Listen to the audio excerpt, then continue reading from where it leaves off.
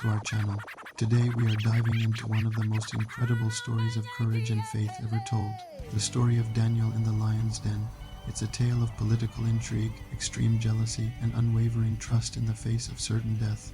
Our story begins in the vast Median Empire under King Darius. The king had appointed 120 regional governors, and over them 3 top administrators. One of these was Daniel. Now Daniel wasn't just good at his job, he was exceptional. He was so full of integrity and wisdom that King Darius planned to promote him over the entire kingdom. As you can imagine, this didn't sit well with the other officials. They were consumed with jealousy and desperately tried to dig up some dirt on Daniel, something they could use to bring him down, but they found nothing. Daniel was completely blameless in his work, so they hatched a wicked plan. They realized the only way to trap Daniel was to use his own faith against him. They went to King Darius, flattering him, and proposed a new temporary law. For the next 30 days, no one could pray to any god or human except for the king himself. The penalty for breaking this law: being thrown into a den of hungry lions. The king, not seeing the sinister motive behind it, signed the decree. And under the law of the Medes and Persians, once a royal decree was signed, it could not be changed. So what did Daniel do when he heard about this new law designed to trap him? Did he hide? Did he pray in secret? No, he went home, opened the windows of his upper room that faced Jerusalem, and just as he had always done, he got down on his knees and prayed 3 times a day. His enemies were watching. They caught him in the act and rushed to the king. They reminded him of his own law and then revealed, Daniel, one of the exiles from Judah, pays no attention to you or your decree. He still prays 3 times a day. King Darius was devastated. He realized he had been manipulated and spent the entire day trying to find a loophole to save Daniel. But his hands were tied. The law was the law. With a heavy heart, he gave the order. As Daniel was taken to the lion's den, the king told him, "May your God, whom you serve continually, rescue you."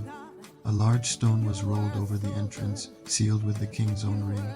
The king spent a sleepless, tormented night. At the first crack of dawn, he rushed back to the den. In an anguished voice, he cried out, "Daniel, servant of the living God, has your God been able to rescue you from the lions?" And then a voice from the pit answered, "O king, live forever.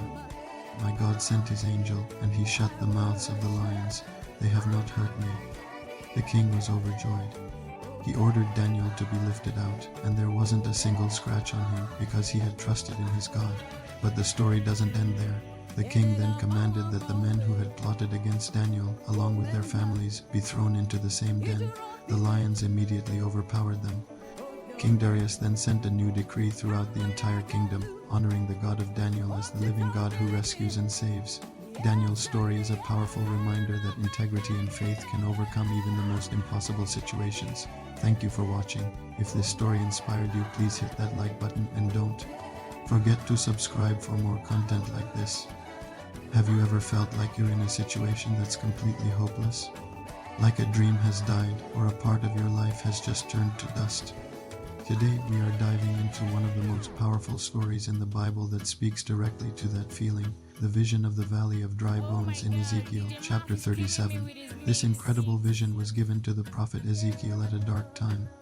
The people of Israel were in exile in Babylon, feeling defeated and cut off from their home and their God. It's in this moment of despair that God shows Ezekiel something truly astonishing. In the vision, God transports Ezekiel to a valley filled with bones, not just a few but a vast number, and they were very dry, meaning they had been there for a very long time. It was a scene of absolute death and finality. Then God asks a question that hangs in the air, "Son of man, can these bones live?" Ezekiel's answer is perfect. "Sovereign Lord, you alone know." What happens next is pure miracle. God commands Ezekiel to speak his word to the bones. As he prophesies, an unbelievable rattling sound echoes through the valley. Bones start connecting to bones, forming complete skeletons. Then tendons and flesh appear, and skin covers them. Suddenly, what was a field of death is now a valley of lifeless bodies. But the story isn't over. They still have no life in them. So God tells Ezekiel to prophesy a second time, this time to the breath or spirit. The word is ruach in Hebrew. As Ezekiel speaks, the breath of life enters these bodies, and they stand up on their feet, a vast and living army. So what does it all mean? God explains it directly. The dry bones represent the house of Israel, who felt their hope was gone and their nation was dead. This vision was a powerful promise. God would bring them back from their graves of exile and restore them to their own land. But the message goes so much deeper than that. It's a timeless symbol of God's limitless power. It shows us that no situation is too dead, too broken, or too hopeless for Him to bring back to life. It highlights the vital role of God's Spirit in bringing renewal and new beginnings. Whether it's a broken relationship, a lost dream, or a spiritual low point, the Valley of Dry Bones is a stunning reminder that with God, what seems impossible is never truly the end. He is the God of resurrection and restoration.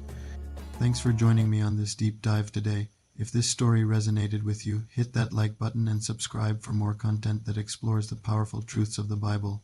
I'll see you in the next video.